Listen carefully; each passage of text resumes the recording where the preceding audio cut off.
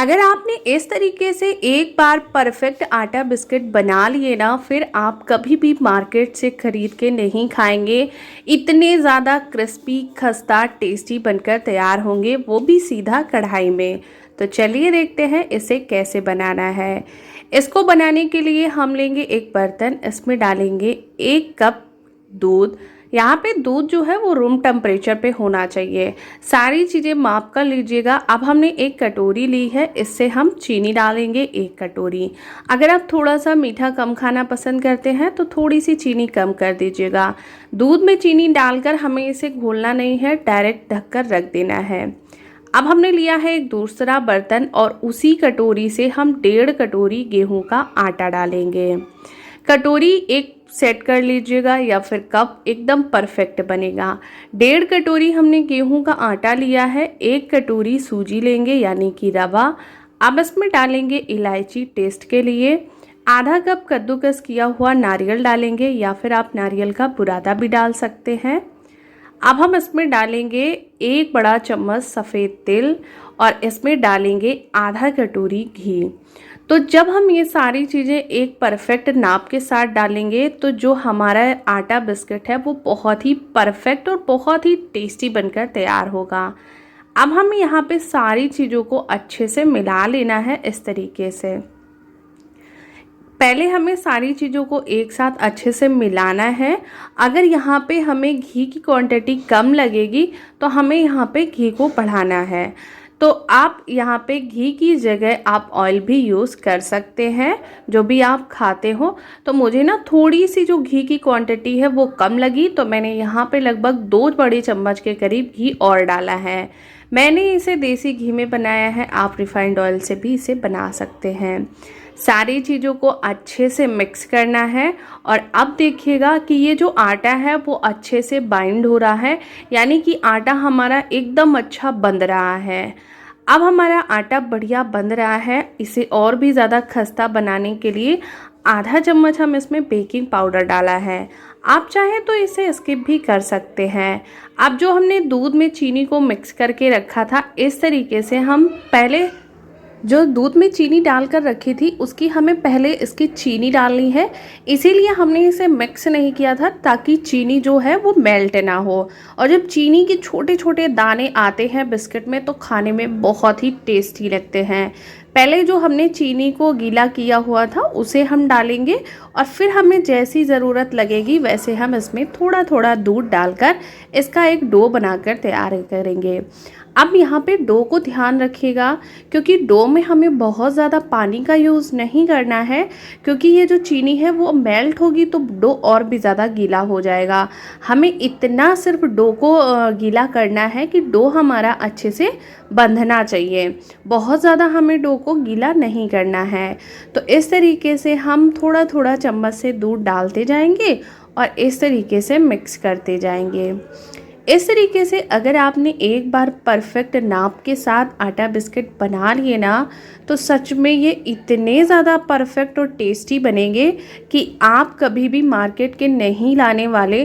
और आप इन्हें किसी भी शेप में बना सकते हैं। बहुत ही क्रिस्पी, बहुत ही खस्ता, बहुत ही टेस्टी बनते हैं। तो इस तरीके से हमें इसका डो लगा लिया है और ये देखिएगा अच्छे से बंधने लगा है। तो जो बंधने लगेगा है उसे हम बांध देंगे इस तरीके से। अब हम इसमें पानी वगैरह जो दूध है वो नहीं डालेंगे और आप देख सकते हैं कि हमने एक बैच को अच्छे से इस तरीके से बांध दिया है और ईज़िली बहुत ही हो भी गया है। इस तरीके से या तो साइड में रख लेंगे और या तो इसे हम दूसरी जगह रख लेंगे। अब जो बचा हुआ है ये थोड़ा सा ड्राई है, तो इसमें थोड़ा सा पानी डालकर इसको भी अच्छे से बांध लेंगे।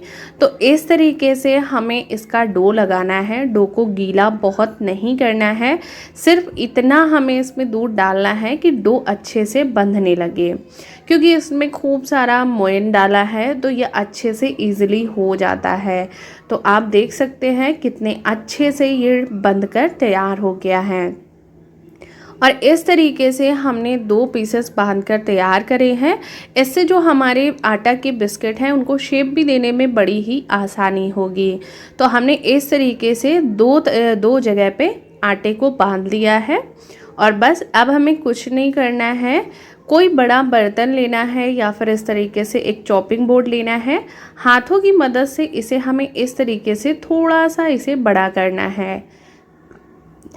बहुत ही आसानी से हो जाता है, कुछ भी मेहनत नहीं लगती है। इस तरीके से इसे थोड़ा सा लंबा करेंगे और हाथों से थोड़ा सा चपटा करेंगे। इस तरीके से जब हम शेप देंगे तो बहुत ही अच्छी, बहुत ही बढ़िया शेप बनकर आएगी। तो हमने इस तरीके से इसे हमने कर लिया है, पूरा एक रोल जैसा बना लिया है। अब हम एक चाकू लेंगे, उसकी मदद से इसे हम कट कर लेंगे। यहाँ पे ध्यान देने वाली बात है, जो बिस्किट हैं उनको ज़्यादा मोटा मत कट करिएगा। यहाँ पे थोड़े से हमने मोटे कट किए थे, बाद में हमने इनका शेप थोड़ा सा पतला किया। तो थोड़े से पतले पतले, ना ही बहुत पतले और ना ही बहुत मोटे, जैसे बिस्किट होते हैं वैसे ही इन्हें कट करना है और थोड़ा सा इस तरीके से शेप दे देना है। तो हमने इस तरीके से सारे बिस्किट बनाकर रख लिए हैं। दिखने में भी एकदम बढ़िया लग रहे हैं और खाने में तो ये सच में इतने ज़्यादा स्वादिष्ट बने थे कि मैंने कल बनाए और आज लगभग ख़त्म हो गए हैं। इतने ज़्यादा मेरी फैमिली में बच्चों से लेकर हस्बैंड तक सभी को बहुत पसंद आए और सभी ने पूछा इन्हें कैसे बनाया है। ये इतने ज़्यादा खस्ता और टेस्टी क्रिस्पी बनकर तैयार हुए हैं। अब हमने कढ़ाई में जो तेल है वो गरम कर लिया था। तेल बहुत ज़्यादा गरम नहीं होना चाहिए, बस गरम होना चाहिए। और ना इनको जब पलटिएगा तो बहुत हल्के हाथों से पलटिएगा, क्योंकि ये बहुत ही सॉफ्ट होते हैं। और इस तरीके से चम्मच की और झारा की मदद से हल्के हाथों से एक एक बिस्किट को निकालिएगा। लो टू मीडियम फ्लेम पे अच्छे से सेकिएगा, ज़्यादा टाइम नहीं लगता है इनको सेकने में। और इस तरीके से हम इनको निकाल लेंगे और सारे बिस्किट हमें इसी तरीके से मध्यम आंच पे फ्राई कर लेने हैं। और ये हमारे एकदम खस्ता, क्रिस्पी, क्रंची, करारे आटा बिस्किट बनकर तैयार हुए हैं। आप देख सकते हैं कितने ज़्यादा खस्ता, मुंह में जाते ही घुल जाने वाले ये टेस्टी सी बिस्किट बनकर तैयार हुए हैं। इन्हें आप बच्चों को खिलाइए या फिर बूढ़े को, सभी बहुत ही मज़े से खाएंगे।